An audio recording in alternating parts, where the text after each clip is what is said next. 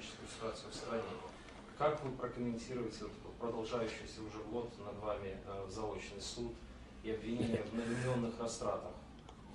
Вы знаете, я это объясняю полной неспособностью управлять государством и их несостоятельностью. Только так.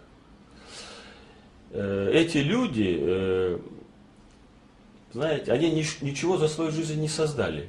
Это люди-разрушители. Им раньше мешал Акаев. Вот этим же людям, кто сегодня. Потом мешал Бакиев. Сегодня, когда они провозгласили себя властью, почему они не могут реализовать все свои щедрые обещания, которые давали? Вы посмотрите, что сегодня творится в Кыргызстане. Огромный дефицит бюджета. Огромнейший дефицит бюджета. Они ходят с протянутой рукой то в Россию, то в Казахстан, просят подачки, покрывать текущие расходы. Я не буду вам приводить всю статистику, хочу только сказать. В 2005, когда мы пришли к власти в Кыргызстан, бюджет страны был около 20 миллиардов сомов. В 2010 он был 61 миллиард сом, больше, чем в 3 раза. Вы мне назовите страны, которые за 5 лет бюджет страны растет в 3 раза. Я не буду остальные цифры называть. Там ремонт дорог, школ, повышение пенсий, зарплат, это все. Я не буду. Главные вот такие показатели возьмите базовые. В то время, какое было соотношение внешнего долга к ВВП и какое сейчас. Страна на грани дефолта. Чем это объяснить? Полное неумение.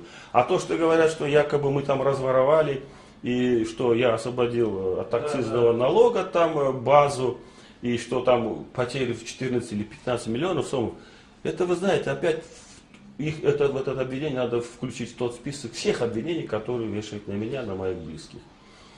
Еще, когда соглашение было подписано в 2001 году между США и Кыргызстаном о размещении военной базы США, тогда было в соглашении записано, что американцы освобождаются от всех видов налогов. Если мне память не изменяет, в декабре 2005 года парламент принял закон, в том числе по акцизам на все, что касается базы. То есть парламент принял этот закон в декабре 2000. Я его, по-моему, в январе, где-то в феврале подписал. Это, я думаю, что скоро, если в Кыргызстане на чью-то голову упадет кирпич случайно, тоже, наверное, будут винить и меня, и моих окружений. Но это уже, понимаете, до нелепости доходит. Кстати, вот ваше окружение сейчас обвиняет в том, что вы причастны к голодовке в киргизских колониях, которые происходят и так далее. Вот, кстати, по этой голодовке я слышал. Вы знаете, чем это объясняется?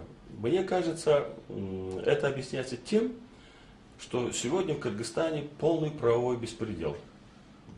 Во-первых, под видом борьбы с организованной преступностью идет перераспределение сфер влияния между членами правительства, президентом и отдельными депутатами. В эту борьбу подключился криминалитет. Вот и результат. Недавно слышал выступление уже бывшего генпрокурора Кыргызстана Байболова, уже бывшего.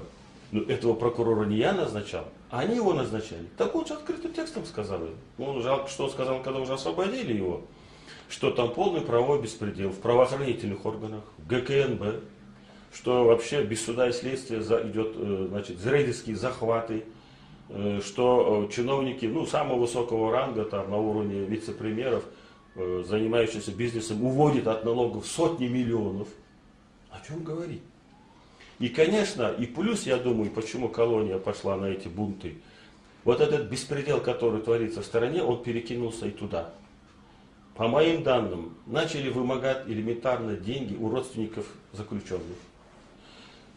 Приносят им передачу, отнимают, не доводят их. Ну и условия содержания и так далее, и так далее. Все это вместе, наверное, их вызвало бунт, который, они решили как-то привлечь на свою сторону внимание. Слушай, мы тоже люди, хоть мы и заключенные, но мы тоже люди, вы обратите на нас внимание, что тут творится. Я только так это объясняю.